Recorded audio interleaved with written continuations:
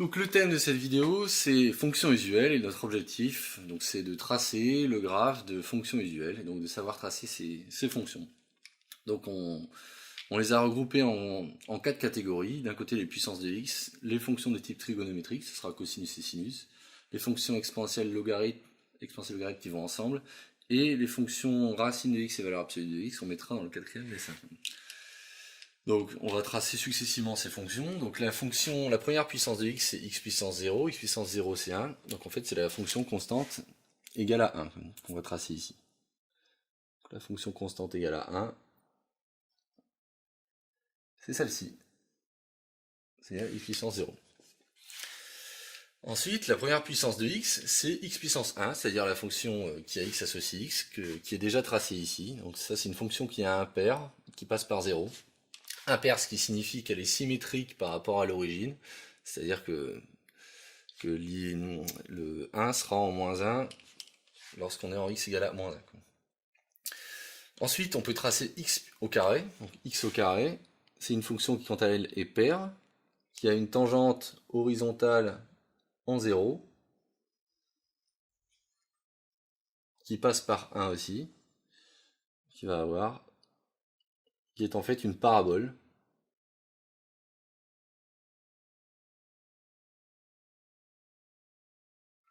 Donc ceci. Donc cette fonction est paire, ce qui signifie que le motif à droite est symétrique du motif à gauche par rapport à l'axe des ordonnées.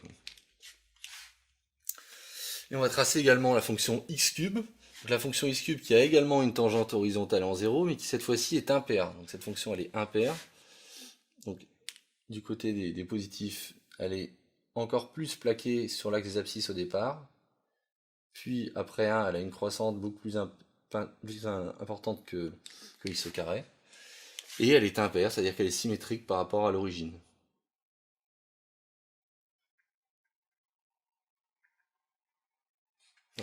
Donc, je rappelle, en rouge, c'est x au carré. En vert, c'est x au cube. Et en blanc, c'est x. Voilà. Donc voilà pour les premières puissances de x. On pourra en tracer toute une multitude. Et voilà les premières. Alors pour ce qui est des fonctions trigonométriques, donc traçons la fonction cosinus. La fonction cosinus a pour valeur remarquable en 0 la valeur 1. Donc cosinus de 0 vaut 1.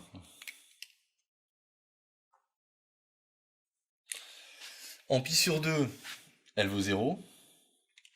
En pi, elle va valoir moins 1.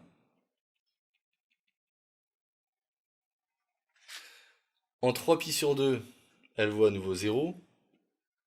Et en 2pi, elle vaut à nouveau 1.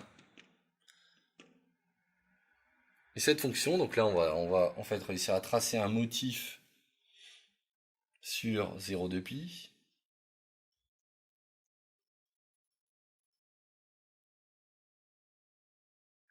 Cette fonction est en fait 2pi périodique, c'est-à-dire que connaître cette fonction sur 0,2pi suffit à la connaître sur R entier. C'est-à-dire que maintenant il ne me reste plus qu'à reproduire ce motif, à le translater, à le reproduire une infinité de fois à gauche et à droite. Donc là sur mon dessin, je peux reproduire ce motif dans le sens opposé.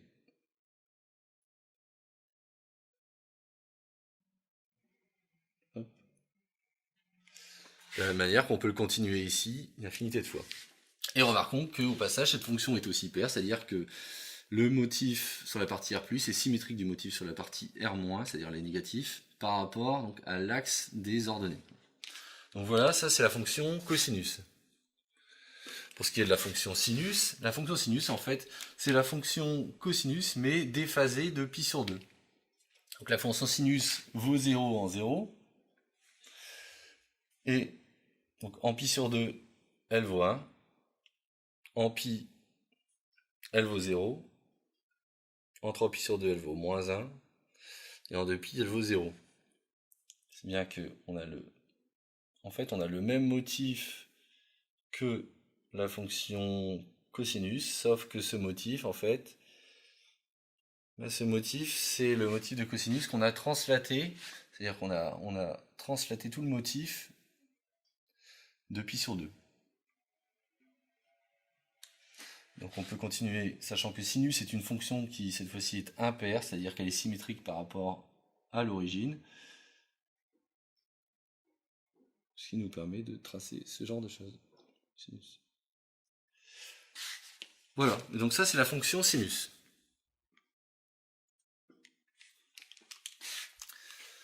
Alors l'exponentielle maintenant, donc l'exponentielle c'est une fonction qui, en moins l'infini tend vers 0, qui vaut 1 en 0, et qui tend vers plus l'infini lorsque x tend vers plus l'infini. La fonction exponentielle, c'est une fonction strictement croissante, qui se comporte de cette façon, et qui a une tangente en 0 qui est la droite y est égale à 1 plus x. Donc une droite de coefficient directeur 1. Donc en 0, elle passe avec une pente de 1. Alors pourquoi avoir mis la fonction logarithme népérien sur le même tracé que celle de l'exponentielle? Simplement parce qu'en fait ces deux fonctions sont symétriques par rapport à la droite y égale x. Donc la tangente de logarithme va avoir la même pente, mais cette fois-ci située en 1. En fait ces deux fonctions sont ce qu'on appelle des bijections réciproques l'une de l'autre. Et la fonction logarithme, quant à elle, fait la même chose, sauf que elle va tendre vers moins l'infini lorsque x tend vers 0, et elle va tendre également vers plus l'infini lorsque x tend vers plus l'infini. Et donc on a une symétrie par rapport à la droite y égale à x.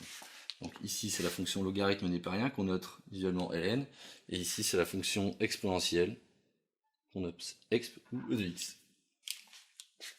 Enfin, on va tracer également deux dernières fonctions qui sont d'un côté donc la fonction, on va appeler valeur absolue de x. Donc la valeur absolue de x, c'est la fonction qui est égale à x si x est positif, et qui est égale à moins x si x est négatif.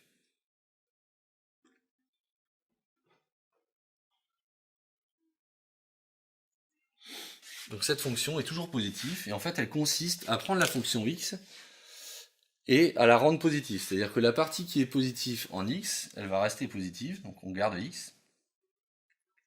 Alors que si on est négatif, si on est en moins x, ce qu'on va faire, c'est qu'on va symétriser par rapport à l'axe des abscisses la partie négative pour obtenir finalement le tracé de valeur absolue de x sur la partie négative. C'est exactement le symétrique de x par rapport à l'axe des abscisses. Donc ça, c'est la fonction valeur absolue de x. Valeur absolue de x qui passe par 1 en 1. Hop. Et nous allons tracer une dernière, la fonction racine de x. La fonction racine de x, c'est une fonction qui n'est pas dérivable en 0 et qui a donc une tangente verticale en x égale à 0. Ayant une tangente verticale, la fonction part de manière le long de cette tangente, va passer par 1 et va aller tendre vers plus l'infini de cette façon. Donc là on a racine de x qui est ici. Voici donc un certain nombre de fonctions usuelles qu'il faudra connaître et ce qui termine la partie sur le tracé de graphe de fonctions usuelles.